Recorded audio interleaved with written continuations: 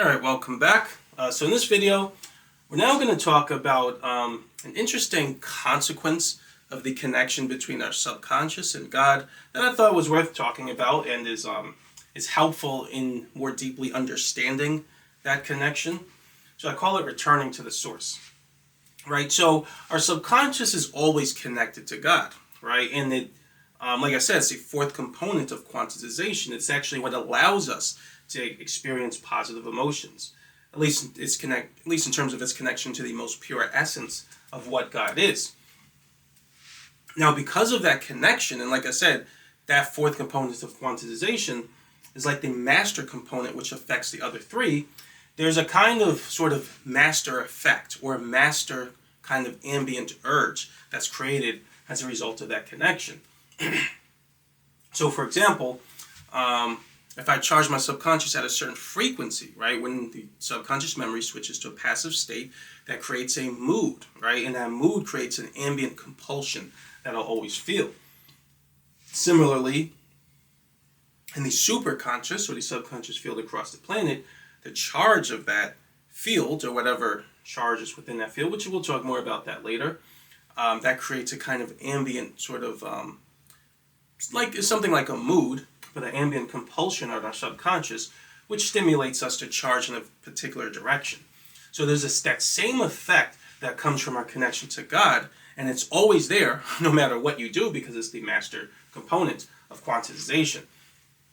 So just to go over this next point, it says our innate connection to God expresses itself in different ways, one of them being our, I didn't finish writing it, but one of them being our ability to experience positive emotions, right? So, which we talked about already, but our ability to experience positive emotions at all comes from that innate connection, and when that connection increases, our ability to experience all emotions in a more pure, and so basically, I don't think I said it this way last video, but I was even thinking about it more to kind of even give it a better description, is that we talked about how when you charge a subconscious frequency, now your subconscious has a mixture of frequencies at any given time, and some of them are more charged than others, right? So the one with the highest charge would be the one you feel the most purely.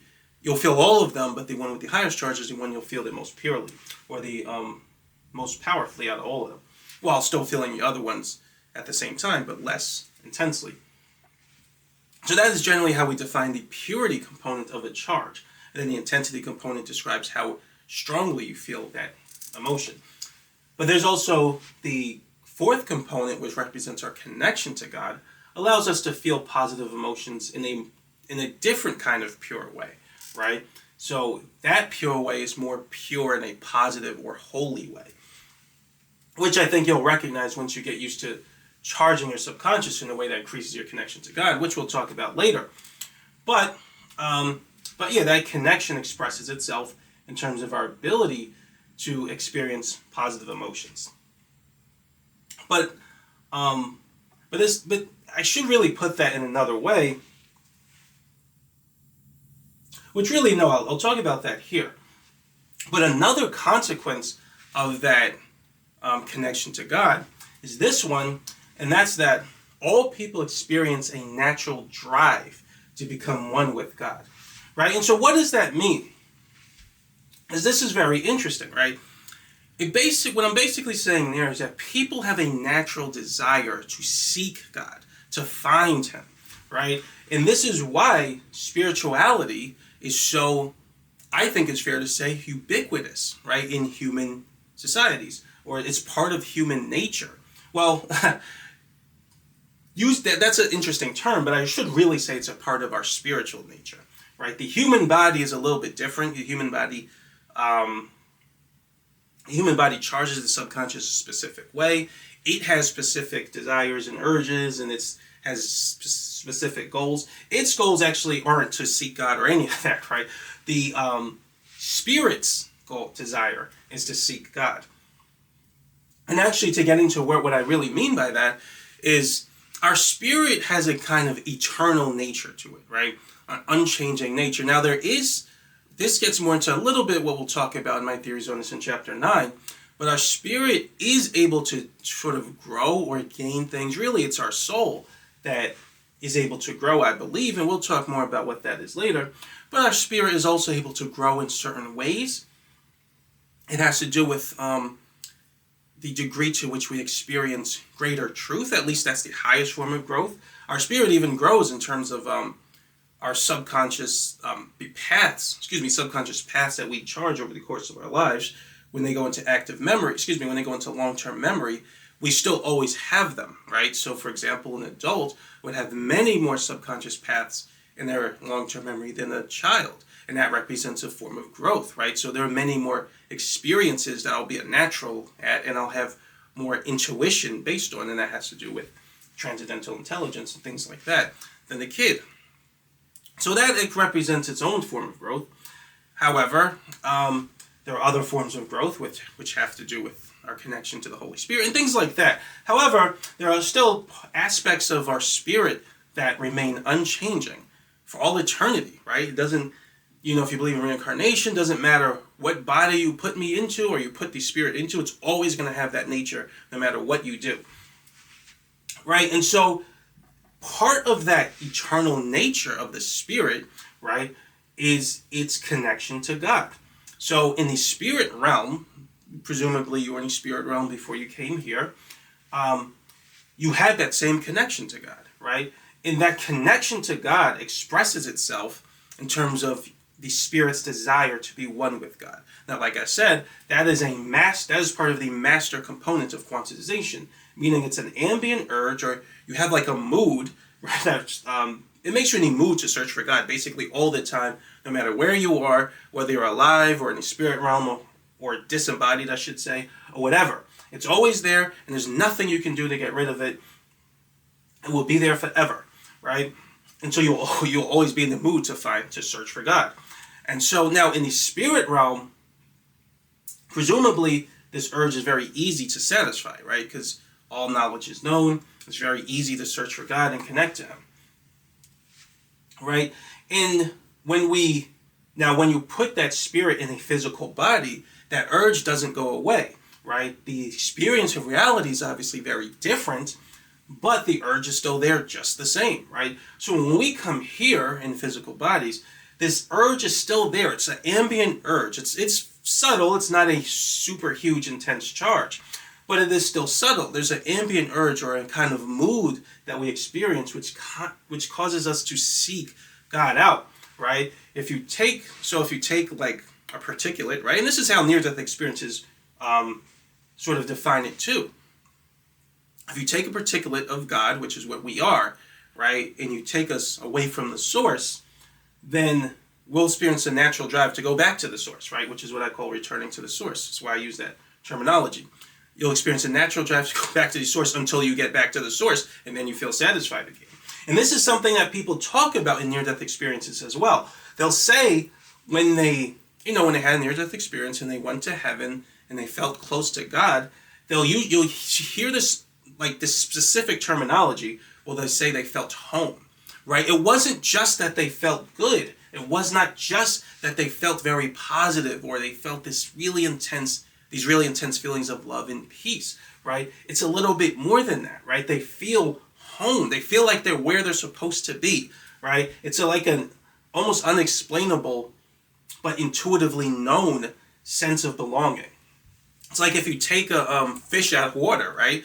It won't feel right until it's put back into water because that's where it belongs. That's the natural order, right? So the spirit that we have, right, it's a part of the natural order for it to feel one with God, right? And if you take us away from the Spirit of God, or the most pure essence of what God is, then we feel a natural drive to go back to it. And when we go back to it, we feel right again. And that's what people experience in near-death experiences. You'll see that over and over and over and over again. People will say that they just felt home. This is where they belong. They have this feeling like this is where they belonged in the whole time. The reason Earth or being here was so uncomfortable is because it's like taking a fish out of water, right? You took them away from the source. And so that feeling of completeness when a person is one with God again in near-death experiences basically comes from this effect. And I believe you will kind of see this once again. I think I mentioned it a little while ago. You see this once again in the sort of ubiquitous nature of how people how many people are spiritual and how many societies have a kind of spirituality or religion built into their culture, right? As far as I know, virtually all societies have some version of that, and that's because it is part of the natural order, right? Which is why I think I mentioned it in the last chapter.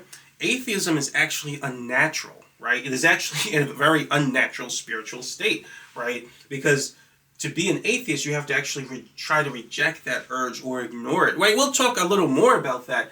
Why this part of where atheism comes from is just a certain type of response to that particular urge, and people respond to it very differently, right? We'll talk more about that in the next video. But ultimately, to reject the idea of God is actually relatively unnatural. And what that actually does, rejecting the urge of God is very similar to when a person engages in evil or lives a life of evil. In fact, I actually meant to mention that here, part of our spiritual drive, right? So I call it spiritual drive. Part of what our spiritual drive, it doesn't only manifest itself in terms of seeking God or finding Him. One of the sort of manifestations of that is just in our drive toward goodness. And I think I talked about this last chapter, right? When people have a natural urge to want to feel peace, right? They don't like feeling, chaos and lack of harmony and all these problems in their life. They like to feel peace, right? They like to feel tranquility. They want to feel the emotion of love, right? They don't like, there's a positive emotion of love and a negative one, which is very possessive, right? They don't like that. They want to feel the positive one. If they hurt someone, they feel bad about it, right? Part of them wants to forgive others even when their conscious mind tells them they shouldn't, right? All of these feelings that we have are actually expressions of this drive toward God, right? And our body actually gets in the way of that drive a lot because the body doesn't care about that. The body just cares about survival and things that will increase its survival. We'll talk a little more about that in chapter 8, but I think we talked about it a lot already in chapters 4, 5, and 6 in book 1. And this is all actually why the Bible talks a lot about the difference or the antithetical nature between the body and the spirit, right? Which is correct. And we'll even talk a little more about that later in this chapter. We'll talk about it later in this chapter, but ultimately the body tries to charge the subconscious in a way that has nothing to do with the sort of nature of the spirit. And that again has to do with, it does that, and it kind of needs to do that for reasons we'll discuss in chapter 8. But the spirit always has a natural drive toward God, and sometimes that'll be antithetical to the nature of the body, which is why the Bible talks about the flesh versus the spirit. But the spirit, because of that drive toward God, is always going to seek goodness. It's going to seek good things that are directly antithetical to the nature of the body, like forgiving others, wanting harmony, giving to people, altruism, right? And I don't even know that you can really explain those things in terms of evolution. I'm sure scientists have tried, perhaps to say that in a highly socialized society, which humans are very social creatures, I believe that's borne out in the genetics, they may say things like altruism is helpful to form a stable society or something like that, right? But if you buy those arguments, I'm sure if I really looked into it, I could find holes in them everywhere. But the point is that I don't feel that you can truly explain the drive people have toward morality and things that we believe are good, which we'll talk more about morality later, because I know some people say morality is in the eye of the beholder. I don't believe that's true at all. We talked about that in chapter 7, and I'm going to talk about that more later in this chapter in terms of our connection to God. But if you think about our drive toward morality and virtuous behaviors in terms of the absolute nature of our subconscious, a lot of that, it doesn't really make sense in terms of our physical body, the nature of our physical body, right? Sort of giving to other people, even if you're sacrificing what you have. Some people even do it in ways that are highly detrimental. I shouldn't say highly detrimental to their body, but detrimental enough that the body shouldn't really cause us to have an urge to do that. It doesn't make sense because the body wants to survive. It's super selfish, doesn't care what other people feel if it's not like our family or something. And where that comes from is the drive in our spirit. So there's a biological drive, but then there's also a spiritual drive. And the more you give into that spiritual drive, the more you connect to God, right? Or the closer you're getting to God, which is pretty much exactly what the Bible says. But going back to atheism, right? When people engage in negativity and immoral behaviors, right? They're going against that drive. It's very unnatural, right? And when atheists reject the idea of God, actually I'm getting a little bit into it. We'll talk about it in the next video. I'm kind of skipping ahead a little bit, but when they reject that drive, right? Then now it doesn't have to do this because it depends on how you actually. An atheist can say they reject God on a conscious level all day, and that means absolutely nothing. It depends on what they're doing with their intention as it relates to the way the subconscious defines God. And if they reject God on a subconscious level, then that fourth component is going to decrease, right? So their connection to God is going to drop. And their ability to experience all positive emotions is also going to drop. And I believe you actually see that really in a lot of atheists, right? They usually do not look like they're very happy and loving and full of joy. They look very kind of stoic. And like a lot of them seem bitter, right? They just don't seem happy, truly happy deep down. They'll say that they are on a conscious level, but if you, like I said, I feel like I can usually tell what's going on with a person's subconscious, and that's not even, you don't even necessarily need the insight that I think I have, right? Just look, if you take the average person and just look at atheists versus people who are highly spiritual, most people would say the highly spiritual person looks very happy, right?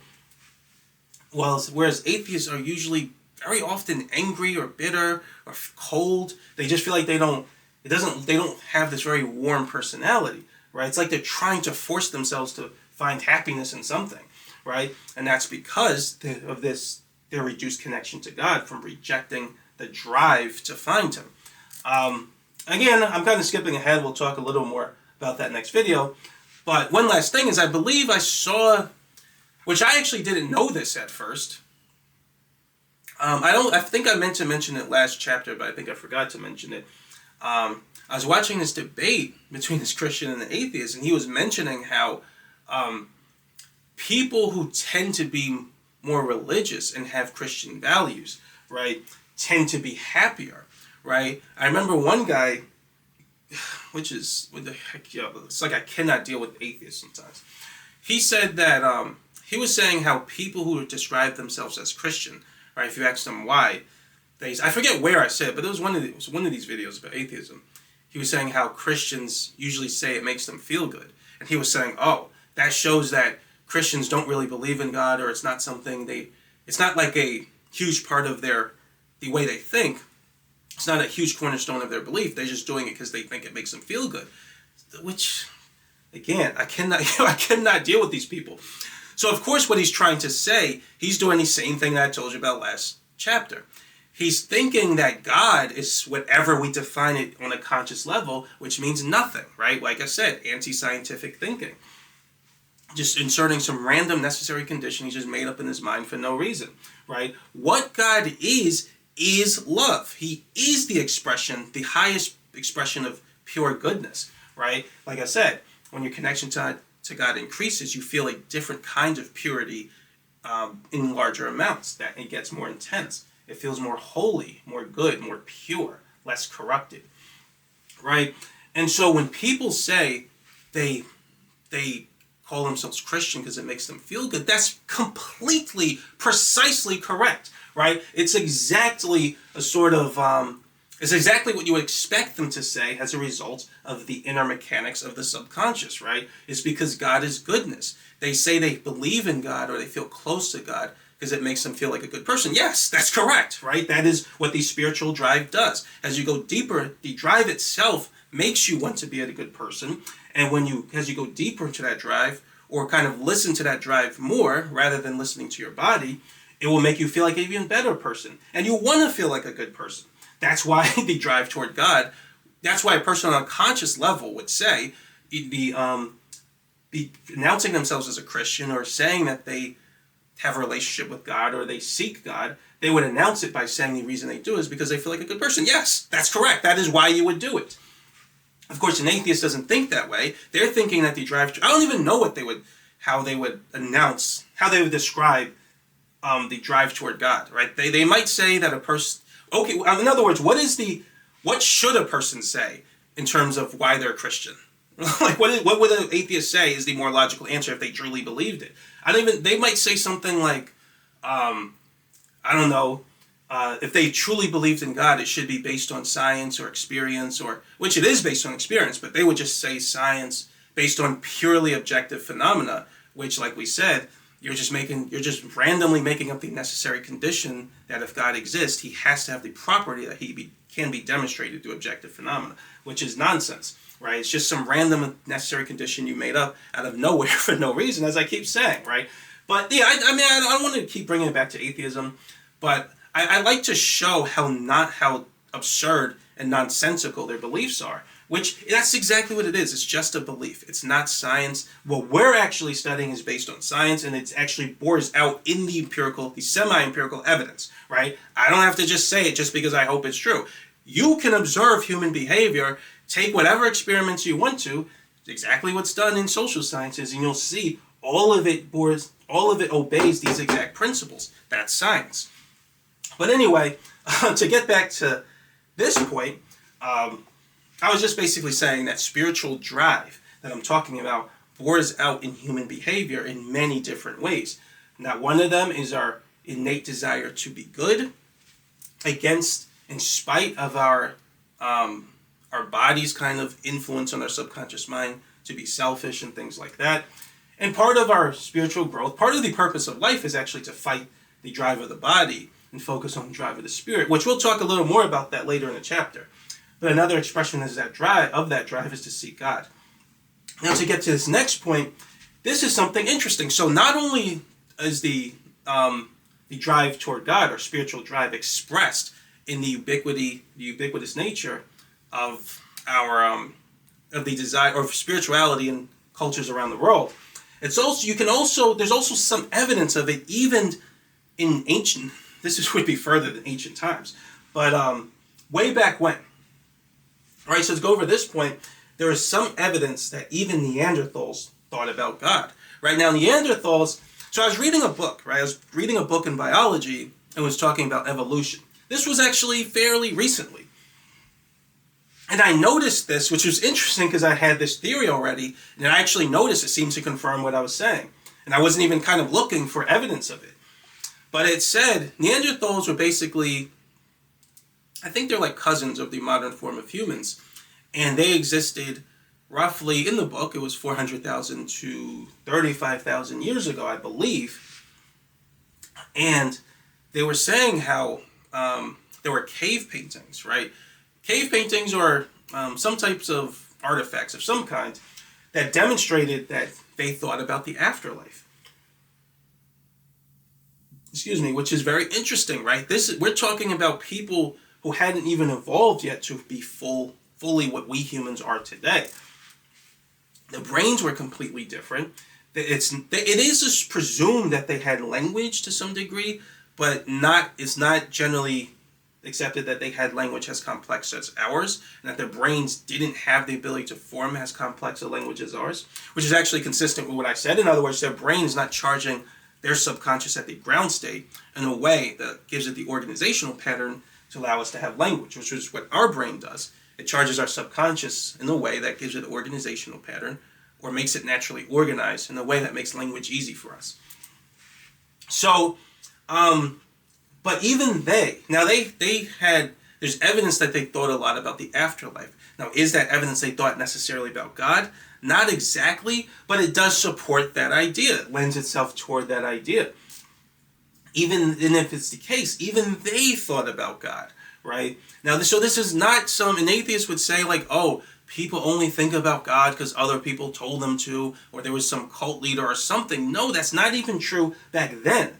There weren't any, I imagine there were no cult leaders, right, for Neanderthals who their biggest concern was finding food and having warmth, right, and mating, right? It is unlikely that there was a cult leader who thought of God, the idea of God, and was trying to use it to get an advantage. They didn't even have money, right? So it's pretty absurd to sort of make that. Of course, an atheist would probably still make that claim anyway. Whenever their worldview fails, they come up with a million excuses.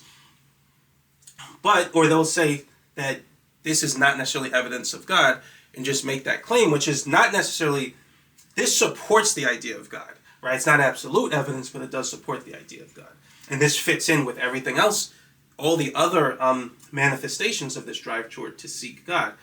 But anyway, in other words, the way I'm interpreting is consistent with everything you see. The way they interpret it is absolutely not.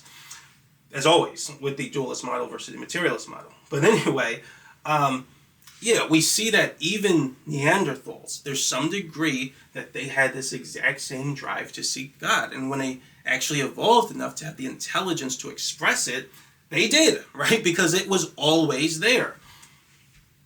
So, again, that's evidence that supports my claim. And then the last thing I kind of want to talk about is children. So we talked about how children have a very easy time not only being entertained and experiencing emotions, but also learning. And that's because the whole world is new to them. So the subconscious is very volatile. So they enter a transcendental state very easily, right? Much more easily than an adult. And so children actually experience this drive the most powerfully, right? In other words, they experience a natural desire to goodness, right? Very strongly, more strongly than adults, because adults, our subconscious basically gets riddled with negative memory. So it's harder to enter a transcendental state, and the body doesn't really care about God or anything like that. And so the drive toward God can actually get weaker as we get older. Now, I'm going to teach you guys how to actually charge your subconscious in a way that makes it powerful again. You can even just keep going with it and keep charging it. But generally, if you don't do that, and that's actually done a lot with spiritual people, they end up charging it naturally. They may not be aware of these principles, but the way they think and the way they behave tends to charge it again.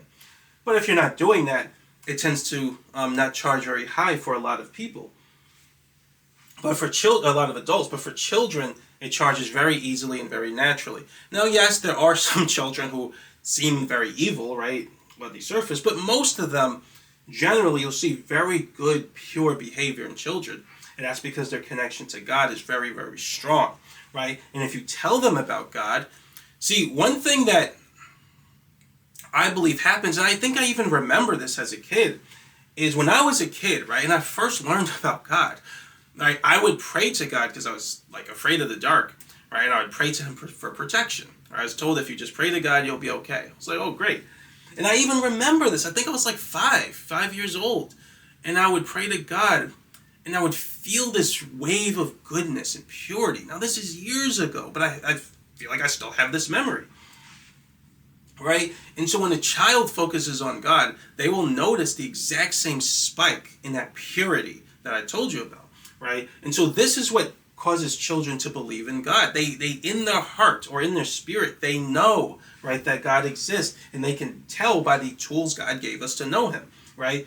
So an atheist will say that God is no different than an Easter bunny or tooth fairy or Santa Claus or whatever.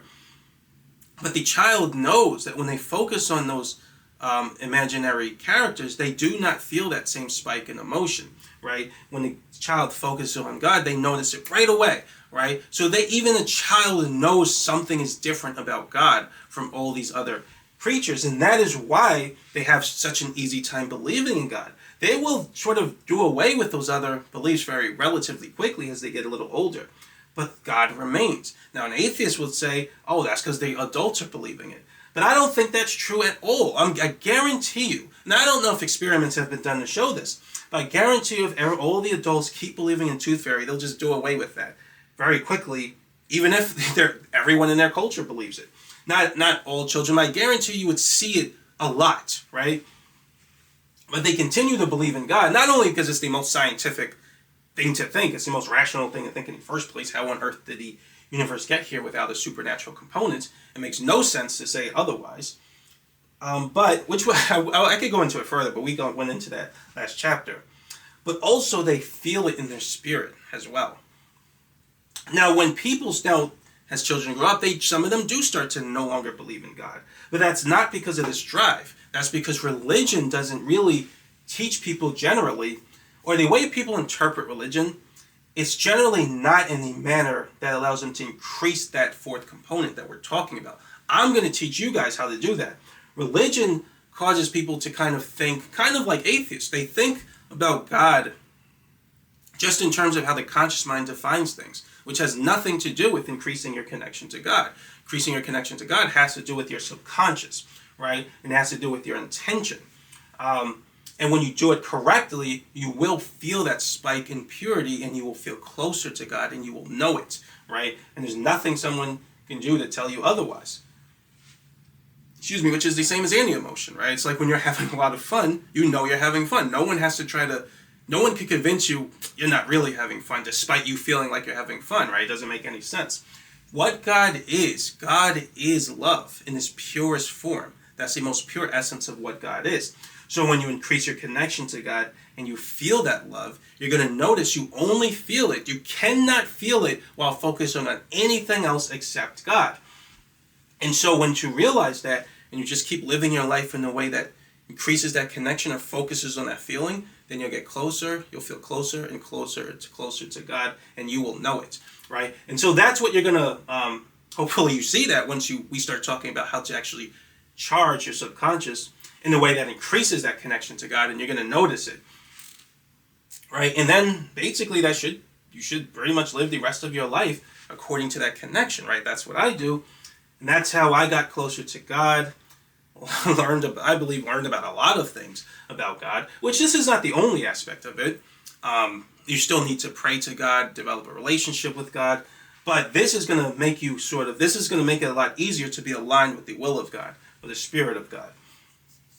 Again, this is the tool He gave you to do just that. So yeah, that's pretty much it. That's the drive toward God. In the next video, we're gonna talk about we're going to talk a little more about what happens when I don't want to say where things go wrong, but we're going to talk about how people respond to this drive toward God, right? Some of the ways it can manifest. We're going to talk about something called spiritual anomie. And that's basically what happens when people don't know how to respond to this drive, right? And they go many different directions. Atheism is one of them. But yeah, that's it for now, though. But thanks for watching, and I'll see you next video.